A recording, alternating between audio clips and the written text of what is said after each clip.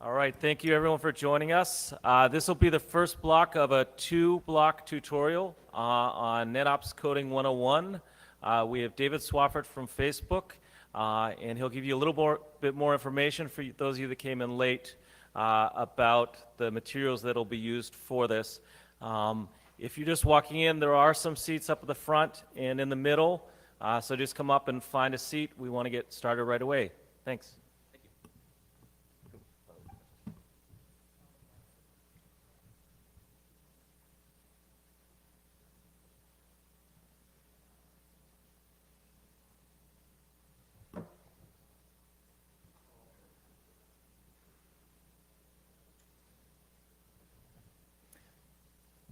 Thank you.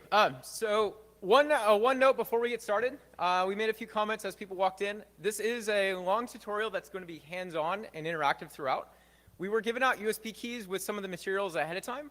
We're out of the USB keys, but feel free to bug your partner next to you to go ahead and borrow it to copy them off. On the USB key is a virtual machine of Ubuntu Desktop that we're going to be working with for different hands-on lab activities. And also with that are installers for VirtualBox, which is what the machine will import natively to. But with that, I'm going to go and get started. Thank you everybody for coming out today. My name is David Swafford. I'm a network engineer over at Facebook, and today we're going to be doing a hands-on tutorial called NetOps Coding 101. We're going to walk through and build your first robot. You might have heard both yesterday and in other talks where we mentioned this thing called FBAR that helps solve some of our problems. Well, it doesn't solve everything, but it does a lot of the work that we used to have to do manually for us. So what I'm going to build throughout this tutorial today, and you're going to build too, is a miniature version of FBAR from scratch. Because at the end of the day, it's not that complicated, but it just takes some thought, and I want to just walk you through and show it to you. First, though, I want to take a look at what we're going to accomplish so that you have some idea of the overall time, because it is a long tutorial. We're going to automate the detection and troubleshooting of a line card failure. We're going to also do the same of link flapping events. So interfaces and fiber and circuits going down, we're going to consider those and evaluate them and build code to help automate this for us. The overall design of both FBAR at Facebook and of what we're going to build is based on parsing of syslog messages, which is a nice, simple way to build this system on your own without tons of custom work. So one caveat there, though, is that this is going to assume, leaving from here, that you either have access to a syslog server where this code's intended to run, or the ability to set up a second one that you could point your devices to prototype this and test on. But by doing that, you don't have to worry about any S&P collection systems, anything custom other than that. So as long as you can stand up a standard Linux distribution any kind, even a standard installation of syslog, you'll be able to hit the ground running with what we're going to build today. And I'm also assuming no coding experience so that we're all on the same page.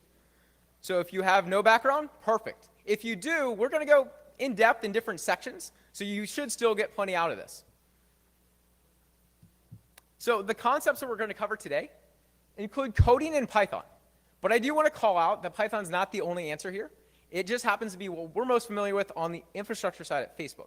You can easily swap in Perl, or even Bash, or even Go in this case. It's just a matter of different syntax in different languages. So we're going to focus on automating or interacting with network devices through software. Specifically, we're going to focus on doing this the hard way. Because a lot of vendors nowadays are coming out with all these new fancy APIs and different software abstractions to talk to their devices. That's really awesome to see, and it's great to see everything transforming that way. But in the real world, a lot of us still have devices that we bought 5 years ago, and we have code that we can't just upgrade without vetting it for a while. So I'm going to show you the way to build software to interact with these devices without any of those APIs, so that way you can have the ground and the footing to know how to build something when you don't have something.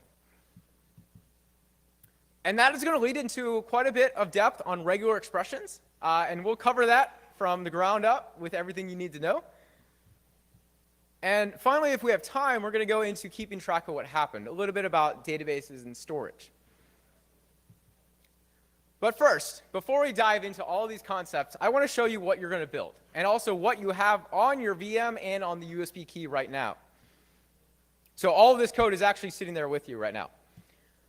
So I'm actually going to break out to the VM real quick and show you this live.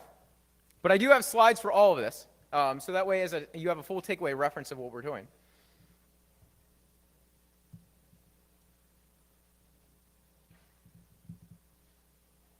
Cool. So I'm going to run the file called nanogdemo.py. It's going to walk through. It's reading a few log messages that might look familiar from what you would see in the equivalent of show logging on a device. And it ran through really fast and gave me a bunch of information. OK, so that's a lot to look at real quick. So to digest this, I'm actually going to go back to slides. But I did want to point out that we have a full working copy on the VM to play with that you can also take away and run with.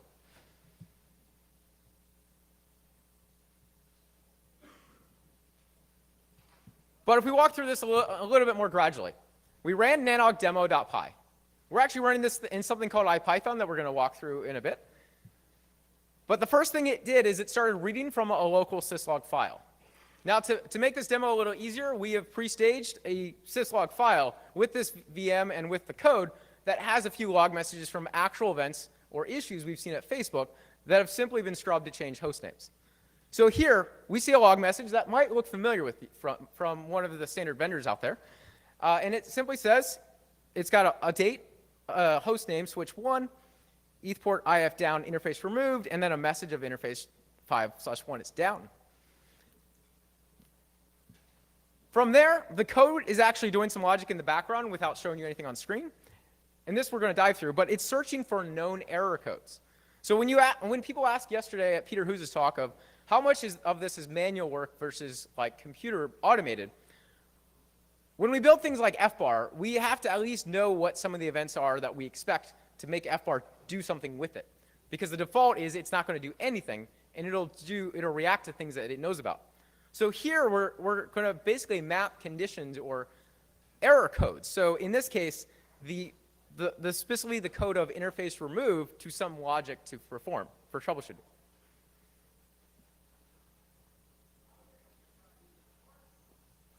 From here, the code found a match, and it's saying, hey, I found a known error code. I'm going to attempt the remediation. And in this match, based on our experience of interface removed, this actual event was seen when we had interface removed show up for every interface on a line card when the line card failed. So even though the line card actually failed, we didn't get a message that said a line card failed. We get a message every interface is removed. So I'm basing this remediation on that being suspect for the condition here. So from there, the code walks through and starts asking the device some questions to try to troubleshoot it as if one of our NOC engineers would. Here I have output of what you might see in show module with the excerpt of just that module. So for example, we have module number 5. It has 48 ports. But the thing we care about, which is the thing that this code or FBAR cares about, is what is the status value at the end here? OK, so we see it says OK right now. That leads to another condition in the code. Because had it not said OK and the module had been offline, that could be an immediate email or alarm to your NOC to say, hey, this line card is down and it needs to be replaced. But since it says OK, our code just branches out to some other logic. Let's ask it how long it's been online, because it might be OK, but if it's rebooting every 5 minutes, that's still a problem. So in this case, the code and the output was checked from the device. We see that it has been up for 45 days. So from our experience with having a lot of line cards at Facebook, we know that line cards actually also get affected by software glitches. They have lots of software that runs on the firmware, on the chips, on the card. So if a line card reboots and it is fine for a month, we're not going to replace that. That's likely a software issue that we'll troubleshoot separately.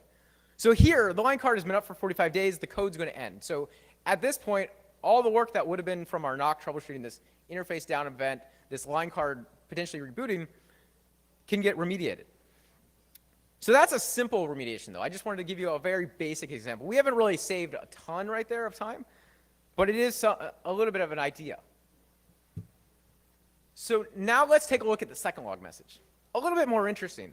This one's of an actual link going down, or a link failure, but not a removal event. So here we see IF down link failure, interface Ethernet 1/4 is down, and we start looking at trying to match that error code to some other logic. So we found a match here, a downlink. So now let's start asking in code things that we would have done as being on the network team responding. So without FBAR or without this kind of code, we would log into the device and say, is the interface up or down right now? Show interface. Then we would look at it, depending on if it's up or down, we would look at counters. Is it taking errors, CRCs? Is it flapping, for example? So this logic built around the idea of let's try to attack the flapping link. Because with our backbone and 100 gig links, a flapping link is a lot of traffic to have go up and down. So this code simply is built around asking the device, give me the equivalent of show interface, and then looking at specifically the reset count, which is a number that tells you how many times it's been reset or gone up and down. We can evaluate that based on either some defined threshold or some logic. So in this example, we've just said anything over 10 is a problem, which is kind of just arbitrary to give you a starting point. Here, though, this code said, oh, there's been 229 resets. That's a problem. Let's check it for suspected light level issues. So now we ask the device, what are your light levels? Something that would normally be done previously by a person. The equivalent of show interface transceiver, we can ask in code and parse that output in code. So here, the logic comes back and says, hey, the light level is actually too low. It's negative 8.84, which ironically is actually not going to trigger an alarm by this specific vendor, but it is a fault in our case because we will start taking errors at that level. Now, granted, these levels are specific to the type of fiber and optics in your environment. But here, though, the code is reacting and saying, and giving us a suggestion. The fiber and patch panel support should be checked.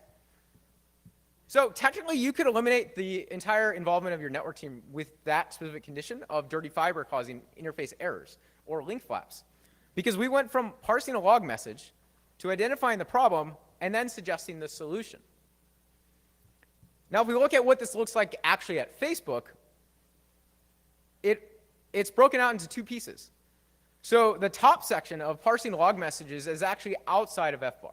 It's an independent system built in-house simply because of the log volume, because we collect syslog messages from every single device, including every single top of rack switch. So every time a server reboots, we have a syslog message for that interface going down. That's a lot of log messages. So we have a centralized syslog system that simply does this parsing based on, which is what we're going to build today as well, a miniature equivalent of that. But it turns these things into alarms, which is simply just an email if you think about it. So FBAR's role is to consume these alarms as if it were a drop-in replacement for the human. Now, this doesn't replace humans. So if there's always this fear of, if I write code to replace myself, what am I going to do?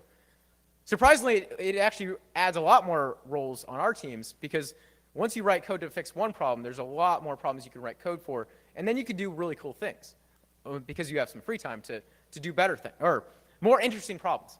So we take a look at this, though. FBAR is taking the role of troubleshooting and potentially removing traffic from the interface. So if we're taking errors on a backbone link, we will actually remove traffic through code without involving our team. And then we'll finally, depending on depending on the criticality of the device, we'll directly send a task to our data center technicians to go clean the fiber or replace the optics. This eliminates our team entirely and allows us to have a really fast response time. Now, if you're big enough, because obviously we have a separate team that we can send that to, but if you think about it, if you're a small shop and you have 2 or 3 people, wouldn't it be awesome to just walk in the morning and have an email that says, hey, this interface 1/4 on this device has a problem. It has low light levels. You should replace or check those fibers. That's kind of cool to know ahead of time before it's actually an issue. So we're going to break for our first hands-on activity right now, which is to get familiar with the development environment. So before we get started, I mentioned a few comments. We're going to be working with specifically a virtual machine of Ubuntu Desktop throughout this session. The purpose of giving you a copy of Ubuntu Desktop is that we've kind of customized it a little bit to make this easier. So we've installed some extras, such as IPython, which we're going to go into.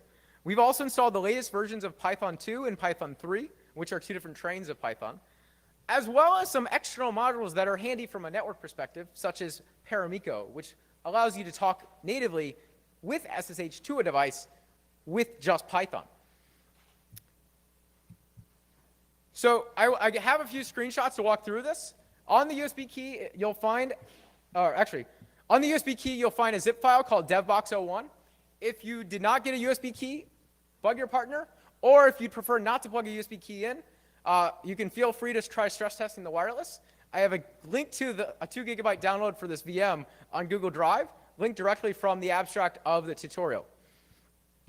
But once you've got that, and also, one note, this VM is built using VirtualBox, which is a free download from either virtualbox.org or from the USB key or our Google Drive link. So you want to go ahead and install that if you're going to be going through the hands-on section. Once you do that, though, to get it into VirtualBox, it's a 3-step process. Or we'll click on Machine from the top. We click on Add. And then you simply navigate and locate the .vbox file. One note, if you're using the USB key, it is going to be about 6 to 7 gigs unpacked, but it might be faster to copy that to your machine locally instead of trying to run from the USB key because the USB key is a little bit slow. But you'll want to open this .vbox file, and once you do that, it'll show up on the left side of VirtualBox, devbox01. From there, go ahead and click Start, and you should see this screen. It'll auto-log you in. But should you need the username and password, they are both demo in lowercase. And one final tip, in VirtualBox, if you're on a Mac, going in and out of full screen, the keyboard shortcut is just Command and F. And if you're on Windows, it's the Windows key and F. So we're going to take a few-minute break so that everybody can get to this point. We have a few helpers in here as well. Go ahead and raise your hand if you could, TJ over here, and Francisco in the back. But I'm going to take a few-minute break to make sure everybody can get to this point, because it'll make the experience a lot more smooth if you can get into the VM, just so that way you have the same environment to work from. If you haven't written code before, one, I will admit, pain point about Python in specific is that it uses the local interpreter of whatever box it runs on. So if I write code that's designed for example, the latest version of Python, Python 3.4, and then I build code that relies on this SSH module, Paramiko, and then I give you this code, and you go run it on your Linux box that has whatever default version of Python you got, well, the first issue you're going to run into is that Paramiko is not installed by default. So your code's not even going to start because it'll crash on you saying no Paramiko. The second issue is if I wrote it designed for Python 3, style and syntax changes a little bit there, so it won't natively run on Python 2 unless I made sure to test for that. And also the default installation on both like Mac and any machine is generally a much older version of like either 2.6 or 2.7. So we're going to take a few-minute break at this point. Go ahead and either raise your hand or signal if you're ready to move forward. We won't break for much more than 5 minutes, but I do want to give everybody the chance to do this so that we're all ready. Thank you. Can I share one thing that I just learned, which is that if you have the wrong version of VirtualBox installed, you have to edit the vbox file and delete the existing virtualbox.iso. Oh, you do? Mounted in it. It shows up with an error saying, can't re-register virtualbox.iso with a different UUID. And so, because I have... Oh, I did see that. So I have a second laptop as a backup I brought this morning. I looked at that and I saw it really fast. I remember being able to just cancel it and it went through though. Did that work for you? For me, it did not. It did not? I went and edited the vbox file and deleted the line referring to the ISO. Okay, if you run into that problem, feel free to raise your hand.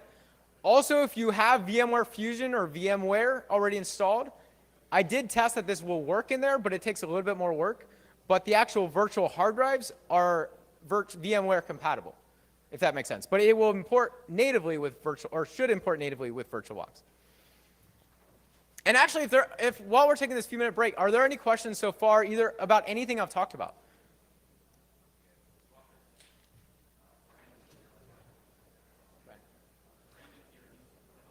Oh, cool. Actually, we have also a third helper over in the back there, Brandon Bennett, also with our team. So if you need any help, feel free to bug him as well.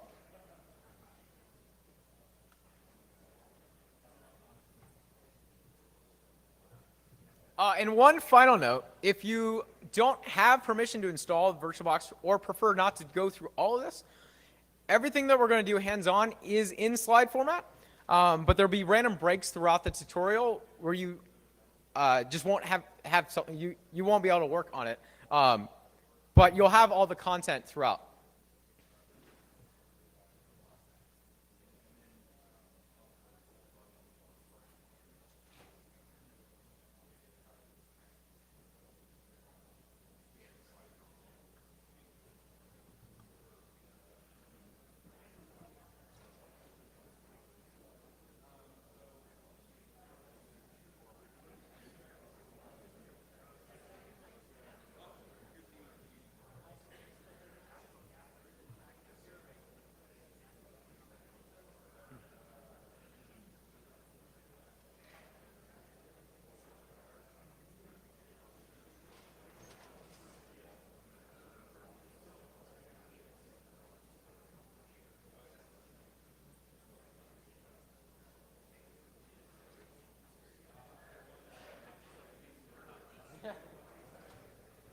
Pretty happy.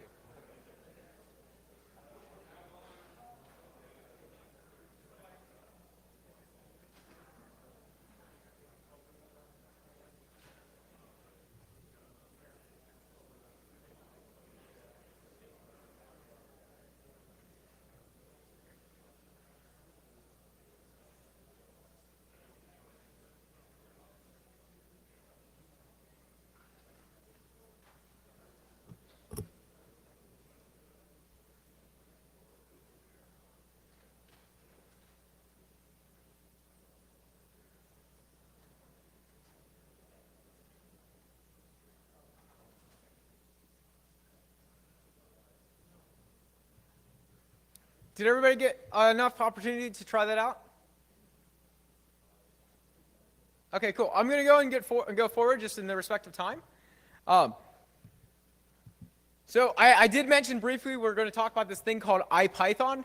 This is a really awesome tool if you're new to coding, or specifically if you're new to Python. So I actually had a late start into finding this out. So when I started learning about how to write code, the way I would prototype or try out ideas is that I would write in a text editor, specifically Vim or any text editor of your choice. I would write, and I would use one window, which you might just laugh at me. So I would write in one window, and I would save it, close it, and then go execute the file. And I'm like, okay, what broke? And then I would open it, try it again, save it, close it, change it, like 1 or 2 lines, and it would go back and forth. That actually eats a ton of time, and I recommend not doing that. There's 2 tips to be a little more efficient if you're new into this. One is having multiple screens open to whatever you're typing in at the same time. So if you're working remotely on like a Linux server and using just Vim, having one screen opening and doing your text editing to write the code, and then another screen to try running the code to see what problems are, will save you a ton of time. But another thing that really helps when you're not quite sure what you want to write is this thing called IPython. So this is on the VM. It actually opens up by default when the VM loads in the terminal display. And it should auto-load when you open up the terminal screen. But to start it, you just simply type IPython. You should see a screen like this. And what's cool about it is it lets you quickly prototype ideas and just keep trying them, and it'll run everything you type in real time. So here, I'm simply doing the equivalent of what we call hello world, where I say, print, welcome to NANOG. And I'm simply calling the print function, which we'll go into, and I'm passing the string, welcome to NANOG. Now, if this were just a piece of code in a text file, I would have to save this, go close it and run it before I got to this point where it actually printed on screen. In IPython, anything you print will print right away, and it just lets you interactively type back and forth. Now, what's cool about it when you're working with something kind of complicated, so at Facebook, we have this database that lets us abstract all these details about the network. Everything about what circuits connect to what, we can ask it. But it's really hard to ask it until you know exactly what to ask. So that's where IPython helps, because we can be crafting this 4 or 5 line database query against it and screw up over and over until we finally get the query that we want. When we get the one that we want, it's really easy to get that back to go use in real code by typing history, because that will give you a simple condensed view of what you've typed so far in a way that you can copy and paste without all these prefixes. So what you see on the left side, this IN and then the number 2, that's just simply giving you a line number to know how far in you've gotten since you've typed. But to get without that, you just type history. And then finally, to close IPython, it's just simple, exit. So now we're going to go into some of the meat of the presentation. We're going to go into some Python basics so that you're all on the same page and that we make sure we got it covered. So this is probably the most formal part of it. We're going to talk about data structures, specifically the basic data structures that we have in Python.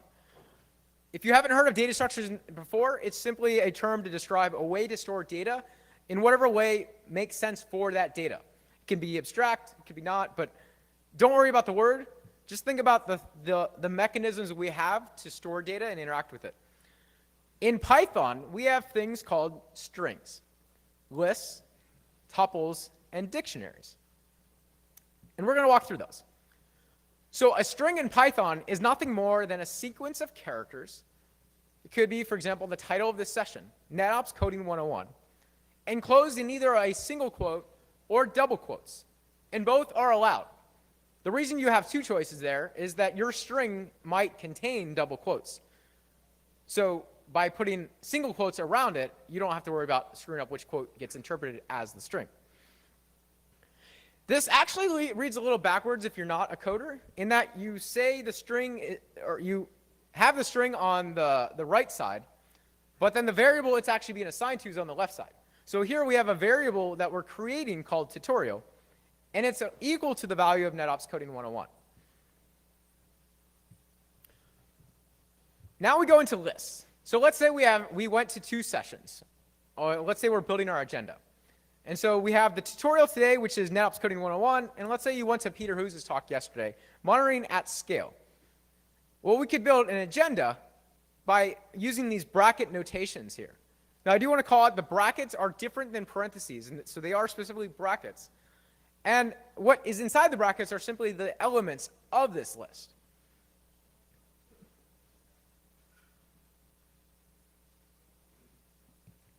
Okay, so I want to compare something that's very similar but actually different, tuples. A tuple is where you see, instead of the brackets, we swap to the parentheses. And we have basically the same thing as a tuple now. It's simply a comma-separated list of items between parentheses. So you might ask, why do we have 2 options? They're almost the same. Right now, they look the same. There's a few differences. But the biggest difference is that one can be changed while there's data in it, and one cannot. So lists specifically can be modified. So you can add things and remove things while maintaining the rest of the contents. Formally, that's called a mutable data type. And tuples are the opposite. Once you create a tuple, you cannot take away or add one thing out of like a tuple of 3 without recreating the tuple or destroying it. Formally, that's called immutable or not mutable. Now, the reasons we have these are based on the use cases. You might have a situation where you want to maintain the integrity of this data throughout passing it. Whereas, and it's really specific to the use case, so it's hard to give you an exact clear example right now. So the next thing that we use pretty heavily at Facebook are dictionaries in Python. The word dictionary is a Python-specific term, but simply it's a hash table. Or and depending on the language, it's an array, it's an indexed array. Specifically, it's an unordered set of key to value pairs, where all the keys are unique. So if we're looking at building an agenda for like the Nano website, we could have the keys be the unique. I'm sorry, I call this agenda. My example is actually talking about NANOG events. So let's say we're building a list of the NANOG events and the time and the locations. In this case, the event number, so this is NANOG number 64. 64 could be our key, and it uniquely defines the event that's in San Francisco.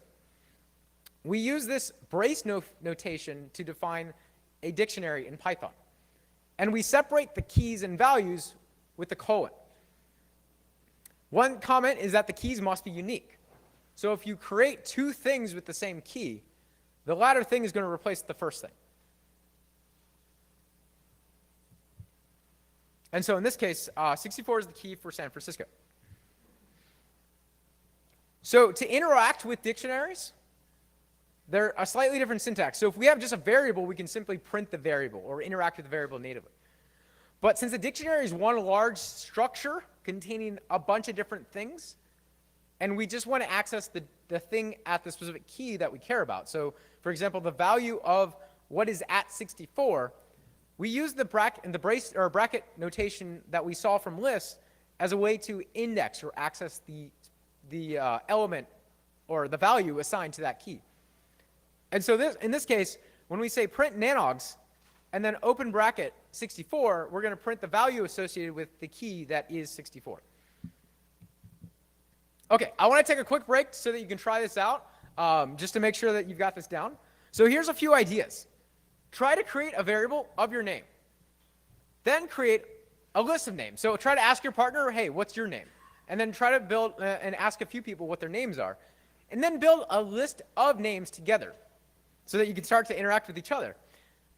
And finally, after you've got that down, try to create a dictionary where you're going to associate or map, as the word is sometimes called, your last name as the key to the first name of both yourself and the person around you. So we're going to take a few-minute break. Go ahead and give it that a try. If you have any questions or get stuck, please raise your hand, and we'll definitely help you out.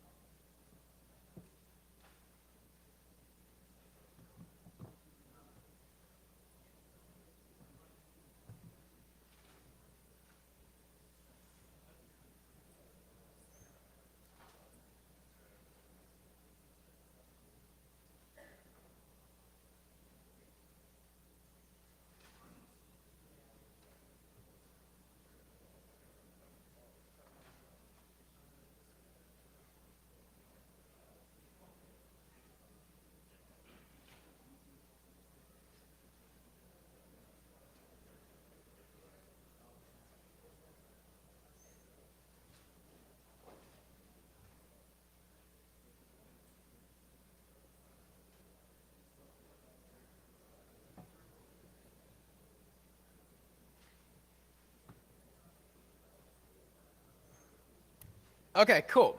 So go and continue that if you're still working on it.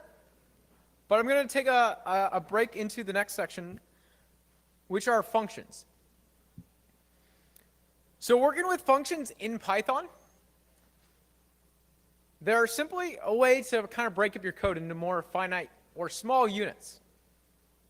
The example I've got up here, I've actually borrowed or taken straight from Stack Overflow because it was a great, simple example. But this is a function that gives us an example of adding two things together. So we have this function called def, or the function created using this keyword called def. The function is named add, and it takes in two inputs, A and B. And then it returns the result of A plus B. So in Python, we create a function using this def keyword.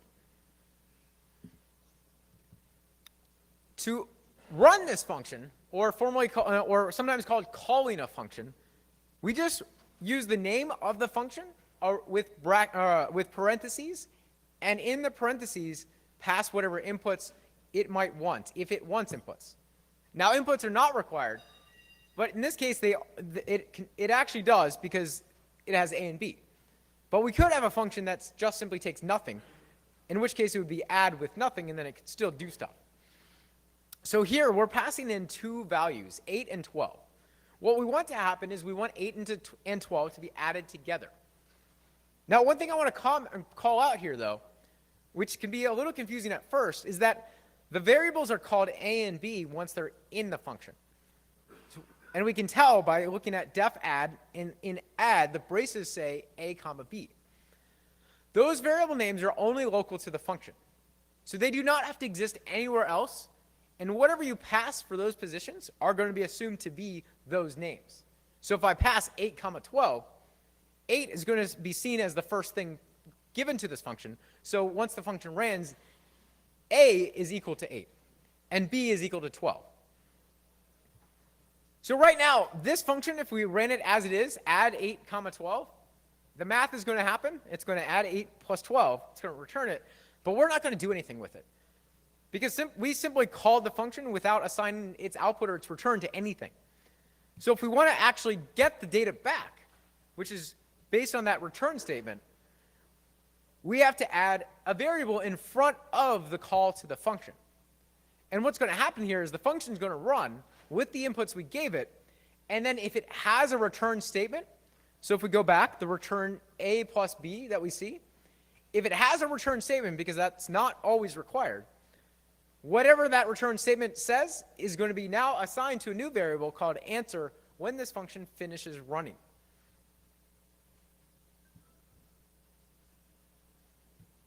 Cool. So let's take another quick try it out section, because functions are a really, really important piece to get down in Python. It's a great way to go from having a simple script that's a bunch of code in a row to having code that's really clean and manageable as you grow it over time. So I've got some ideas. Let's try to create a function that's slightly different from our example there. Create one that takes in 2 inputs. But instead of adding, let's multiply those 2 inputs together. So the syntax in Python to do multiplication is this asterisk or the star notation. So go ahead and try to create that. And then once you've got that down, try to call that function and assign its output to a variable named result. And so we're going to take a quick break. I'm actually going to go ahead and try doing that live with you in IPython, just so that you can see as well.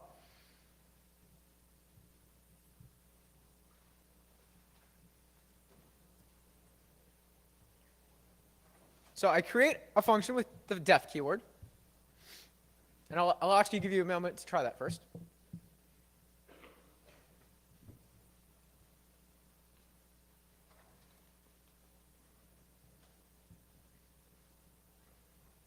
And in this case, I'm going to call it multiply with 2 inputs, A comma B. And then I'm simply going to return the result of multiplying A and B.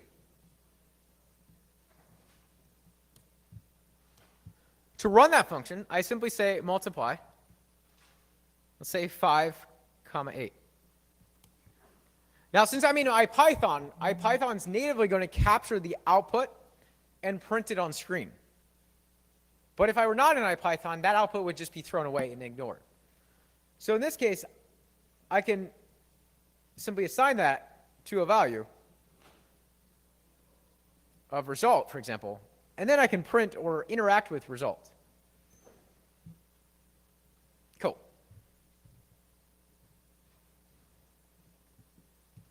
Okay, so the next step is working with modules. Specifically, when I mentioned earlier that the Python has this thing called Paramiko, you might ask, what is Paramiko, for example? Well, it's just another piece of code that's available with Python. But there's also things included with Python that you just simply have to basically ask in your code to say, hey, I want this other thing, make it available to me. Because by default, it's only going to give you the bare minimum of things to keep your code lightweight. So to basically get a module available, we use a statement called import, which followed by the name of the module. So import RE, for example, imports or makes available the module named RE. Now, RE is specifically the regular expression module that we're going to be working with a little bit later, part of the standard library. And so RE, when we import this, there's actually a few different ways we can import this that you may have seen. You can either type just import RE, or other ways you'll see is import RE as something. The more common one is there's this handy module called pprint, which is called pretty print, which makes it much easier to print out complex things like dictionaries. Commonly, people reassign that to like a shorter name and use it. So what we see here is we simply imported RE directly as RE.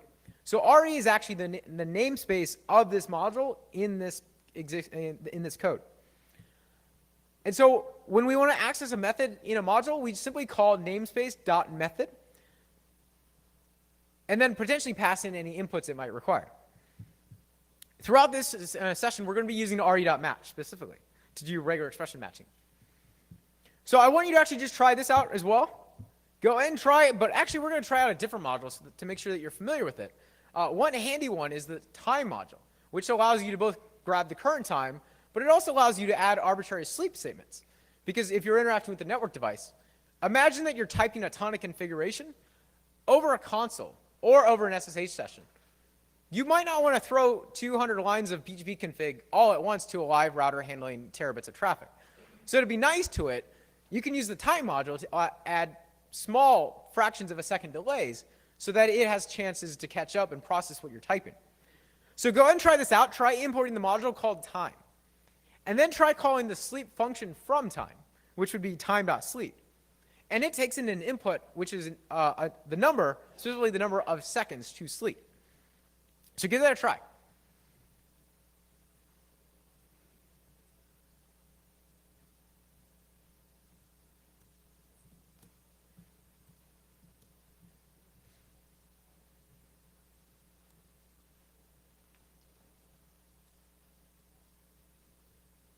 And what you should see is if you call time.sleep, it'll feel as if your interface to IPython just hung. That's because it's literally sleeping in the background and waiting until that time has finished.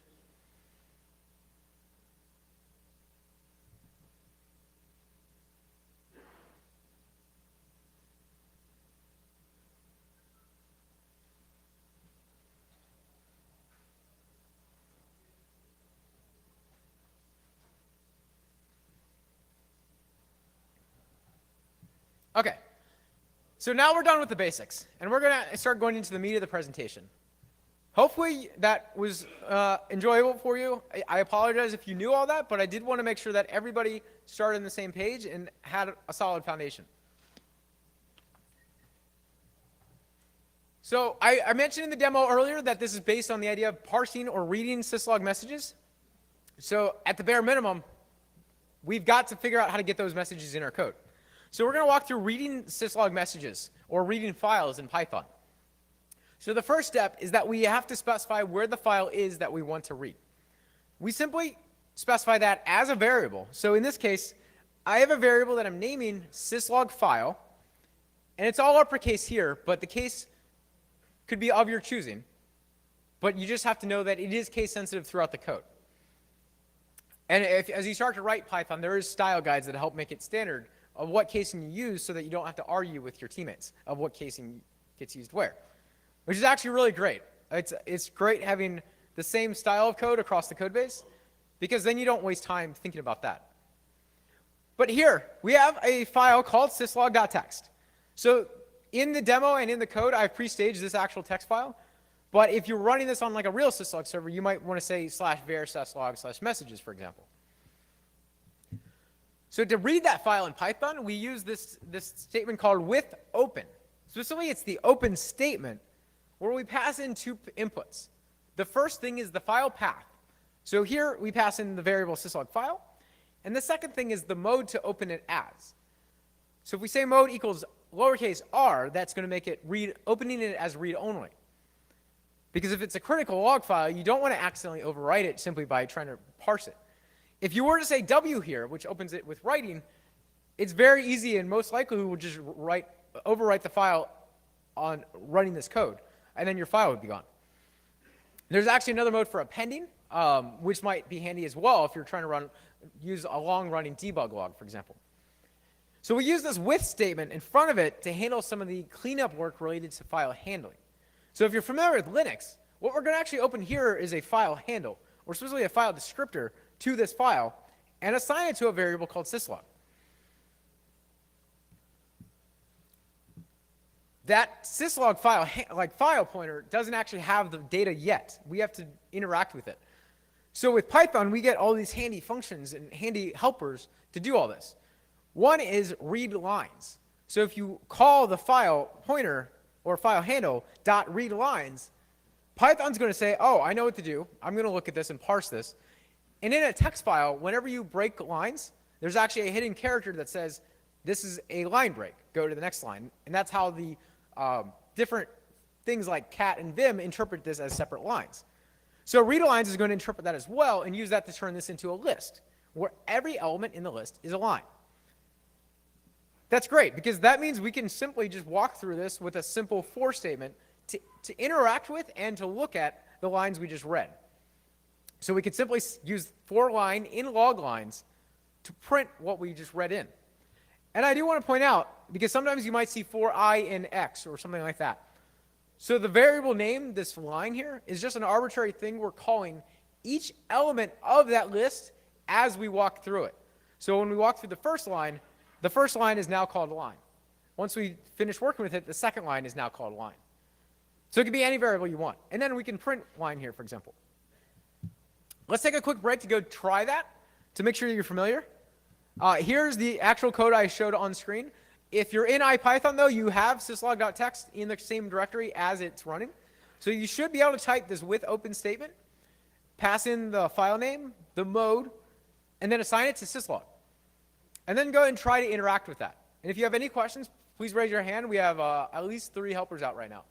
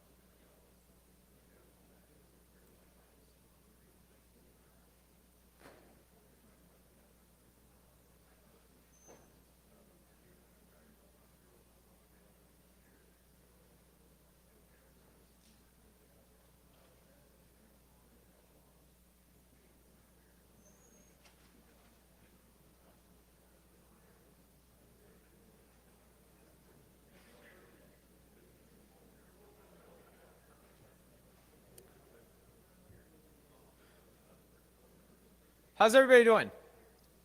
Do we got that down? Anybody got stuck right now? Yeah? Yeah.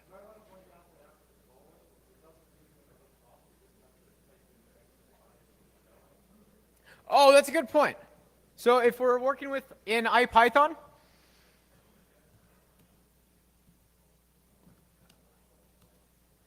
so what was your name?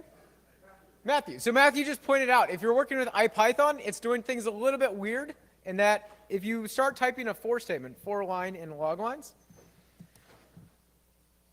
it's simply going to wait for you to do stuff. So if you are trying to print the line, because a for statement, I left this part out. So one really specific thing about Python might drive some people crazy, some people love it.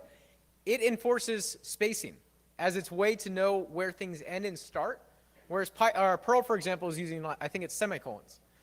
So here, it doesn't actually know in IPython that I want 1 line versus 5 lines. So what IPython is going to do is it's going to wait till I hit enter after a blank line before it actually thinks about or executes what I wrote. If you're writing this in just Vim or any other text editor, spacing does matter, and it matters in that Python's going to use that to say where is the code under this for statement. So the actual style guide I was trying to mention earlier, it's called PEP8. It specifies that every indent or every tab should be 4 spaces. Python doesn't actually say it has to be 4 spaces, but it has to be consistent. So if you use 2 spaces, you can't use 4 spaces right after because that will become an error. But this is something specific to Python. But in IPython, it's not going to execute until you give it another line. Cool. Thank you. So with that, we're going to go and continue on the next section, because now you've got the simple down. You've read in the log line. You have a list of log lines in memory. One caveat if you're going into production here, that may not scale too well, because if your log file continuously grows to multiple gigabits, you've just consumed multiple gigabits of memory or gigabytes of memory.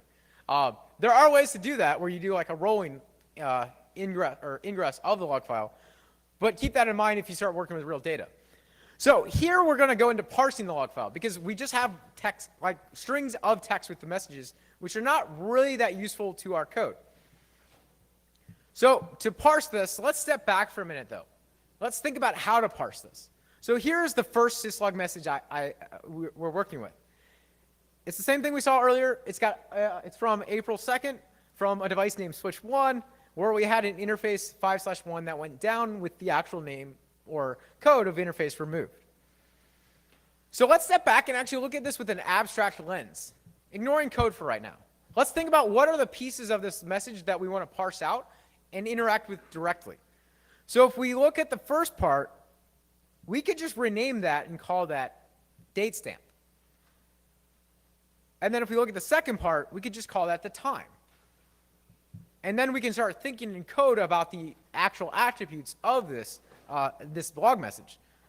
The next part, switch1, well, let's just call that device or host name, for example.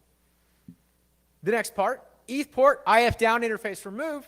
We can simply look at that and say that might be an error code or a category of error message, because the message after it's a much more user-friendly one, but this one's kind of cryptic in that it's all uppercase, there's no spaces. So in that case, we'll call it error code. And finally, we get to our human-friendly format of message. Interface is down. Let's just call that error message. OK, cool. So now the whiteboarding section is over. Imagine being on a whiteboard and drawing this out. So what we've done is we're looking at this piece of data, and we're trying to turn it into structured data. Now we've looked at, in our minds, this log message, and we've got attributes of what are its timestamps, the device name, the error message, for example. Because those are the attributes that we actually want to interact with our code and build things to parse against. Before I continue, are there any questions on this piece? OK, cool. So what's the secret to converting to structured data? Hopefully this is a question I'm starting to spark. So this is going into regular expressions, a really awesome topic that lets you really build anything that you want to build, given enough time. Because there are no restrictions here. If you can log into a device over SSH, you can build code to do anything you can do over SSH. And if you have log messages, you can write code to interact with those any way you want. So that's what we're going to do. But before we get started, let's take a look at a more simple case that you might be familiar with as a network person. IP AS path, access list 1, permit, $. Might look familiar from your BGP policies, for example. So what we see here is an actual regex as well. We see $, which simply says match on exactly start of line followed by end of line, and nothing else. In other words, an empty AS path. A nice way to avoid becoming a transit. So if you've seen this, you've already touched regexes. But let's step back a minute. So regular expressions are just simply a way to ask, with code, does this pattern exist in a given block of text? Where the pattern is something created by you. And building or specifying that pattern is what we call building a regex. So now we're going to take a look at getting started with regular expressions in Python. So here's just like a quick sample of one where we have a date stamp, similar to what our log message looks like. We have the value of today, 2015, June 2nd, assigned to date. We've also imported RE because we're going to use the RE module to do this matching in a bit. So now we start building our regex, and so we are assigning to a new variable the regular expression. We haven't done anything with it yet, but we're creating a variable called datestamp RE here. And we start out by creating this as a special type of string called a raw string. And the purpose of that is to say, if this code runs in different languages or locales, the R in front of this says, do not interpret or try to translate anything in this, because we're going to use a special syntax of characters to build our matching. And so what we say is, this is a raw string, and then we open with a single parentheses to build what we call a group. And you'll see the grouping in more detail in just a minute. So the next step is that we use a backslash to indicate that the thing following is a pattern matching character. Because instead of a pattern matching character, we could put something that's a very specific or exact match. For example, if we only wanted to match on, say, the 2 and not a 3, we could actually just put 2 without the backslash, and that would match. But since we want to match on any generic date that fits this pattern, we're going to use /d to say any digit. And then we add a plus sign to say one or more of the thing before. So if we say /d plus, that's going to match on 2015 right there. It will not match anything else because after the 5 is actually a space in this example. So we use the next character, a /s, to match on one space. And one comment, these characters are case sensitive. So right now I'm using lowercase characters, a lowercase d, a lowercase s. There are uppercase versions that do completely different things. And we actually will see a few of those in a minute. So now if we look at June, the month, we use /w plus to match on that, which is going to match on one or more characters. So now that we've got the space separated in it, we'll match on JUN, and then there's a space after that, so we will match only there on June. So finishing this out, we add another /s and another /d plus to finish the end, because after June is a space and potentially 1 or 2 digits based on the number of the day. Are there any questions on this so far? Does that make sense? Because I want to make sure this is solid for everybody. Cool. Let's try that once more. So we're matching on date, the date here of 2015, June 2nd. So we open out with building our regex as simply a string. Think of this as a string to get started.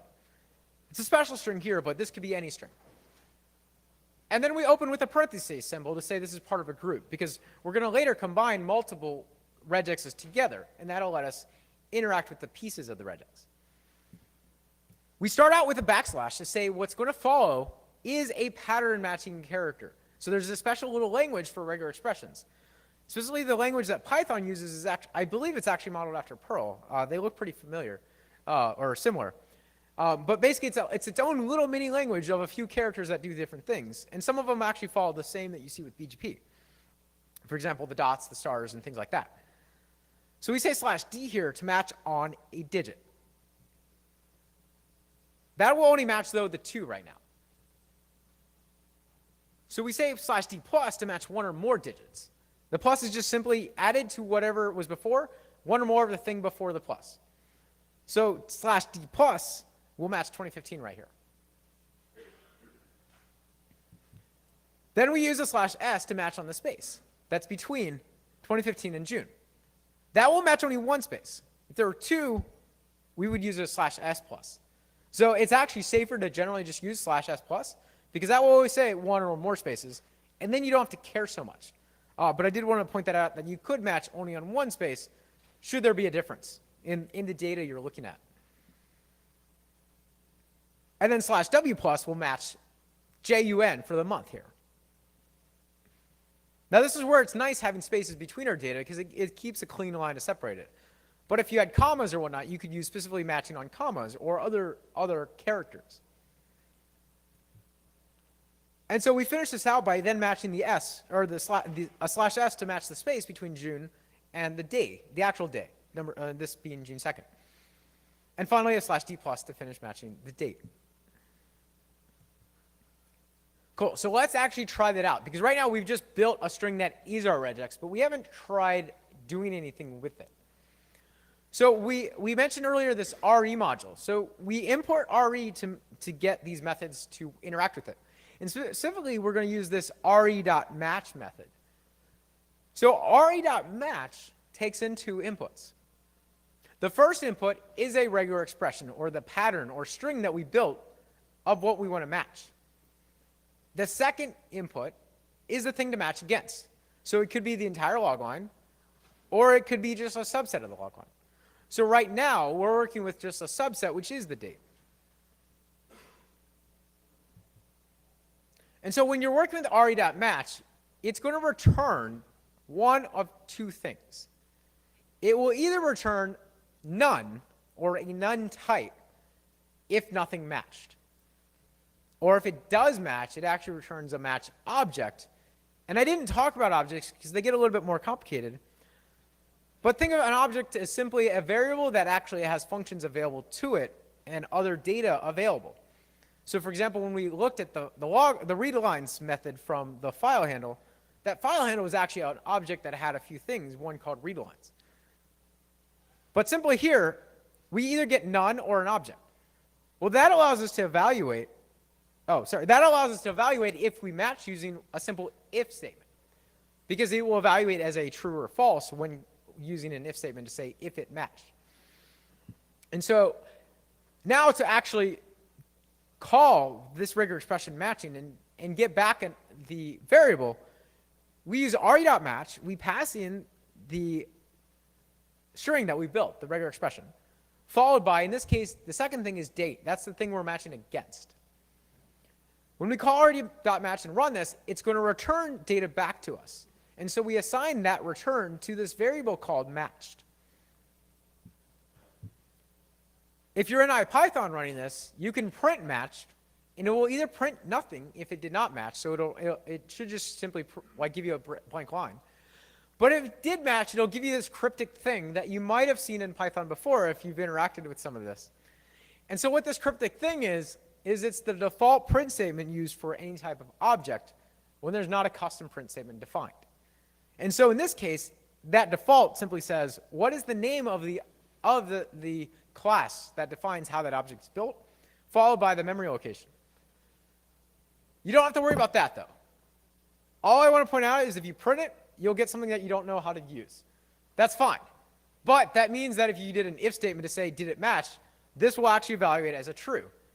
And then you can interact with the methods that you know you have because you know it matched. So for example, coming back to those parentheses that we had earlier, we put an open and close parenthesis around our regular expression. So right now, datestamp RE, we have the full regular expression here. We did not actually need those parentheses, but they're very useful as we start building what we're going to build, and they're much more useful in real-world regular expressions. Because they're a way to say, if you combine like multiple regular expressions together, that this only matches a thing, this piece. For example, we're building a regular expression here to match just the date stamp. But we still want the other pieces of data from that log message. For example, what was the host name? Or what was the error message that we saw? So we can use these parentheses around the different regular expressions and later combine them as one regular expression. Sorry, Java got in the way.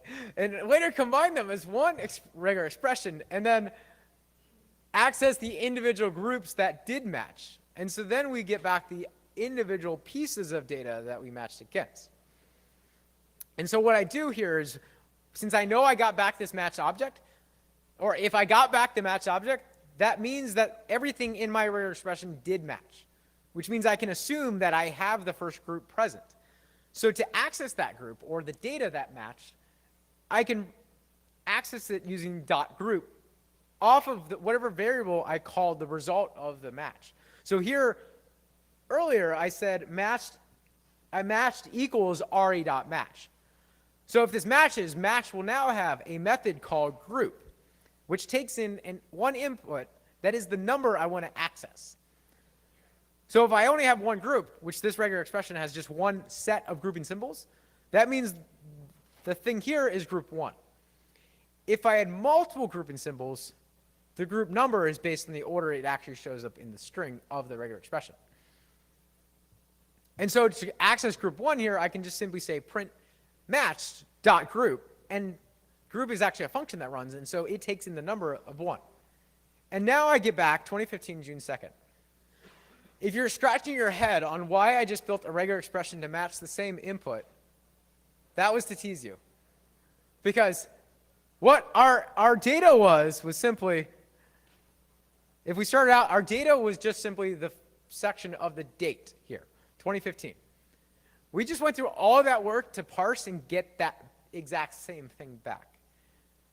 I wanted to show it to you like that because what we see here is if we approach the log line in sections in order, we can start building more simply and look at the beginning. Once we know that we can match on the beginning, we can start adding to that and build a longer regex without having to think about the whole thing at once. Okay, so that was a lot right there to digest. So I'm going to take a quick try it out section here. I want you to try importing the RE module and try to get familiar with this. Try creating a variable of today's date, 2015, June 2nd. Then we're going to change this up a bit, though, so you have something slightly different than what we built. Try to build a regex that will match only the year. And then try calling re.match and print the result. And we'll take a few moments, or a few minutes to break there. If you have any questions, get stuck, either questions about this or questions in the content, feel free to throw up your hand and grab any of us.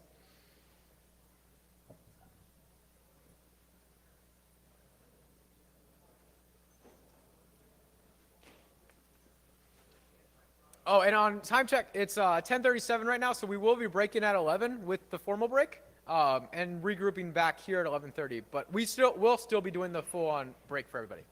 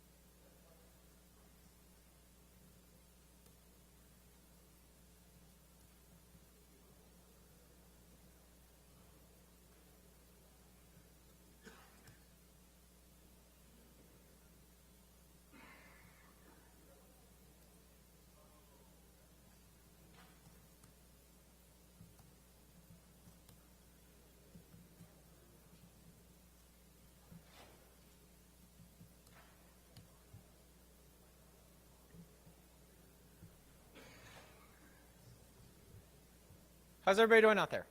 Is that making sense? Sweet.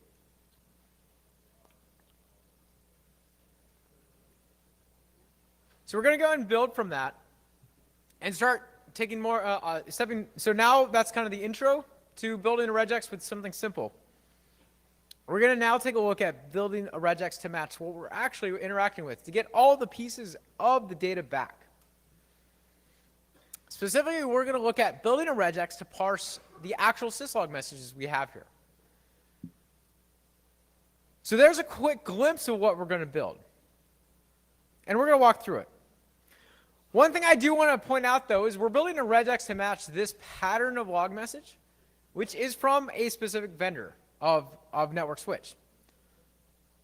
So when you build this, keep in mind that whatever vendors you have, if their log messages are different formats, you will end up building multiple regexes to match the patterns of each. It's not so bad, but it's something to keep in mind. But once you get this down, what you need to do to build the first one, the rest starts to come a little bit more naturally. But it is something to keep in mind as you add devices and all that. Okay, cool. So this is a lot to look at right now. I will admit, we're going to walk through it, though. But the reason I wanted to show it to you all at first is to call out kind of why we're using those grouping symbols and why we're approaching this as little units instead of one big regex. So a common pitfall, something I used to do, is I would look at a string and I'm like, oh, one string, well, I need one big regex to match what I want. And you could easily spend an entire day trying to make a regex work if the string's big enough. Imagine, for example, the output of show IPBGP summary, or the output of show IPBGP neighbor, a specific neighbor. Imagine like Cisco or Arista's output of like an entire page of data. We actually parse that at Facebook entirely with regexes. It's painful, but that's part of why regexes are important, because we used to build those the hard way, where we would build it all and try to build it as one big regex, as one big string of the entire screen. A much more scalable way to do that is to split it up, try to build a regex to match each section, each line, each element even. And so what we're doing here is almost more to the extreme to make it a little more friendly, in that we already have separated in our mind or on our whiteboard the pieces that we want. So let's actually just build those as separate regexes and then work with putting them together later. So at the end of the day, a regular expression, the pattern is just a string, which means that things that Python gives us natively for strings, we have right here as well. So if you have two strings and you put a plus sign, Python's just going to concatenate or combine the two strings into one. So if you say, hi, my name is, and then you have another variable that's the name, David, this variable plus this variable will be one variable. We can do that with regular expressions too, and it's a really handy way to combine these once you know that each piece works. That's also why we're using these grouping symbols of the parentheses. And so if we start walking through this, looking at our log message again, and I will admit this is a lot in regular expressions, but this is probably the most important thing to take away. And once we get this down, everything will be much, much easier. So once we look at this again, datestamp RE, the /d+, like you were just working on, will match 2015. /s or /s+ will match one or more spaces between 2015 and April. /w+, again, is going to match April right here, but it'll stop at that because there's spaces after this. Oh, and then finishing that out was the same regex as before, /s+ and /d+ to match on the date. So then if we look at, here's a new one though, that we haven't worked with. So I actually started this demo by using actual host names from Facebook because at the end of the day, you can see them in trace routes. But then I realized, I'm like, well, that regex isn't as plug and play because we use dots to separate location information from the device name. But you might not. You might use hyphens, for example, or you may have no hyphens or dots. So I found actually a simple way to match almost all host names, and that if I use a capital S instead of a lowercase s, this is now a capital S, it will match anything that's not a space. Well, that's cool because most of our host names are probably in DNS, which doesn't really let you have spaces. So now I have a simple regex that's literally /s plus will match everything around those spaces. So now I have the host name. Looking at the error code, this is where I can start adding actual specific matches with my pattern matching symbols to pull out something similar but at an exact place. So here we have ETH port -5 -IF down, interface removed. And we're going to use the same thing again because there are no spaces in this. And since I know this matches this vendor, that vendor on this platform is at least going to be consistent with the way this code shows up and that I can trust there's no spaces. But I don't actually want the other two characters around it when I match. The % and the colon. That's more stuff to be human friendly on the log message, but our code doesn't really need to care about that. So by placing those outside of the grouping symbols or the parentheses, I'm going to use them when I try to match, but I'm going to throw them away once I match. It's just simply a way to say, hey, go search for these, and then grab everything between them. So that way, when we get this back, we'll just have the actual error code there. And finally, we can use what's called a greedy match to grab everything until the end of the line by saying .*. And because each line is a separate, earlier we had a list of lines. But if this were one big file, we still have line breaks in the file. And so .* is going to stop at the line break. So this is kind of a safe way to match everything at the end. Now, if your log format's different and you have more data after this, obviously that would change slightly. Okay, cool. So I wanted to show you here where I'm combining all of these into a final single regex that we're actually going to use in the demos and interacting with us. So when we get to actually parsing each log line, our goal is to get a single regex to match the entire line and to get all of those elements back based on that match. Now, granted, we could try to match all of them as individual things, but that's going to be increasing the slowness of our code much more greatly over time because regular expression is an intensive process to match against. So if you can do it in 1 versus 5 or 10, you definitely want to do it as 1.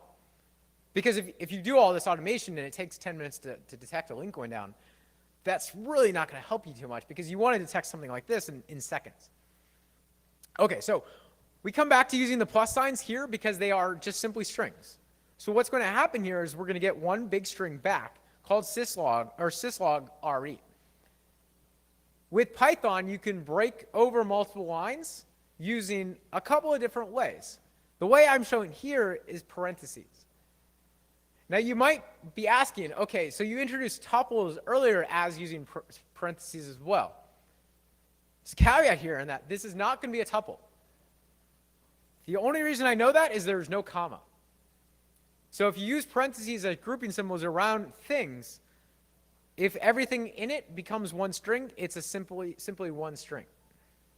If I were to put in, instead of plus signs, commas here, this is all going to break because now I have syslog re as a tuple of a bunch of things. But I'm trying to match against one pattern and not a list of patterns. Does that make sense?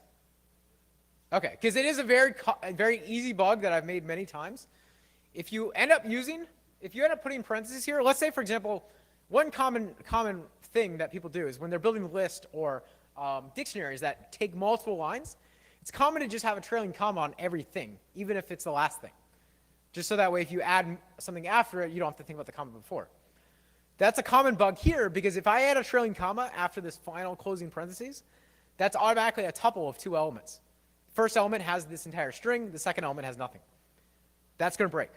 So be careful of trailing commas when you're working with parentheses because they can be easily interpreted as tuples when you don't want that.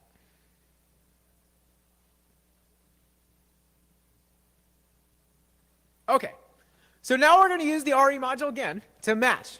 But instead of matching the individual pieces, we're going to walk through each line of log lines and try to match the entire thing. So we're calling re.match again. We're passing 2 things. The pattern, syslog re, followed by the entire line, which is literally our entire message that we saw earlier.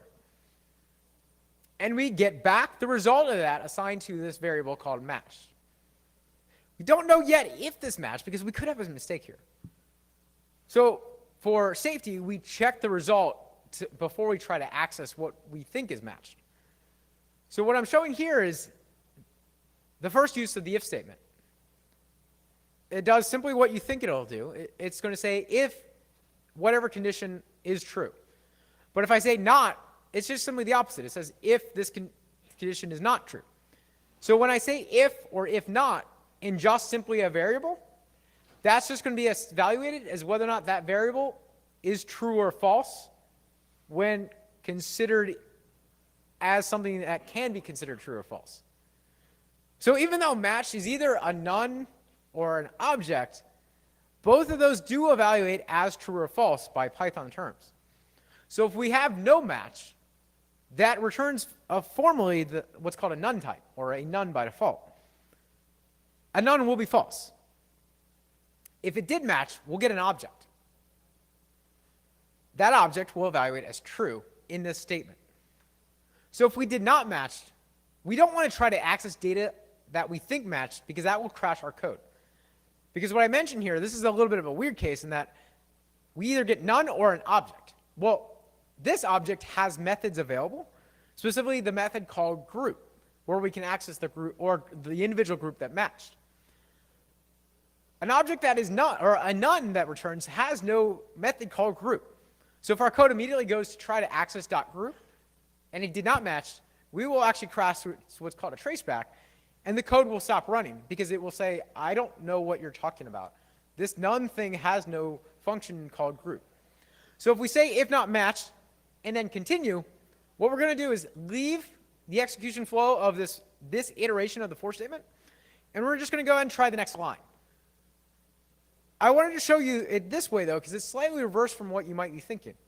The simple approach here is to say, if it did match, do this. The problem there is everything under the if statement now needs to be indented over, potentially 4 spaces. If you have multiple levels of indentation, and if you're in a shop that's very formal about style, you might get to a point where everything's heavily indented and you have no room. Because at Facebook, we're only allowed to have 80 characters. So after 80 characters, it has to wrap to the next line. Otherwise, the code can't be committed into our repos. So if you start getting to heavy indentation, it's very hard to follow because the code becomes very long. So if you go the opposite way and say if it does not match, break out and continue, now the next line can just be out indented at the same level as if the if statement was. And so again, continue just says go grab the next item in this for statement and ignore the current one. Okay, so now we know that we have a match because we did not break out and continue. So now we're going to access the individual things that we matched. And so earlier we called the method called group, specifically, group as in singular, not plural. And we passed into group a number that was the group number we wanted to access. We can still do that here, but since we know we matched, and since we know our regular expression has 5 groups, it would be faster to grab all the groups at once than to ask for each of them as 5 calls or 5 lines. So what we can use is instead of group, we can say plural groups.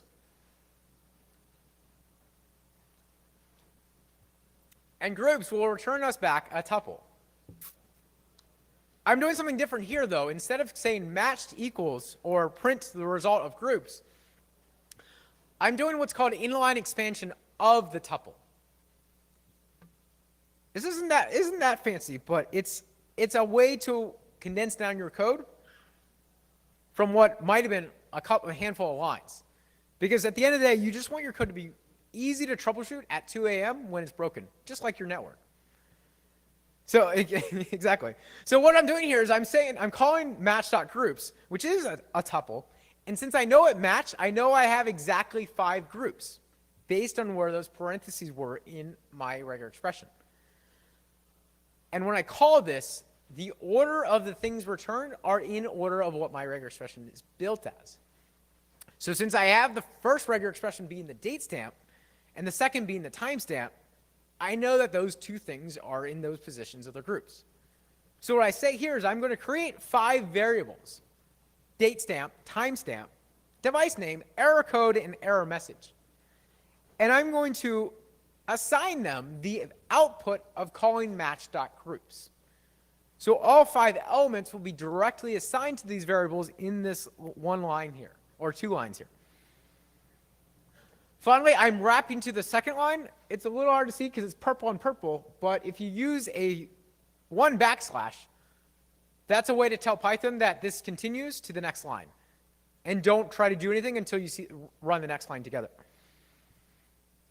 And so when I look at this a little more closely, specifically the regex we're working with, match.groups is going to match specifically on these, right here, these parentheses.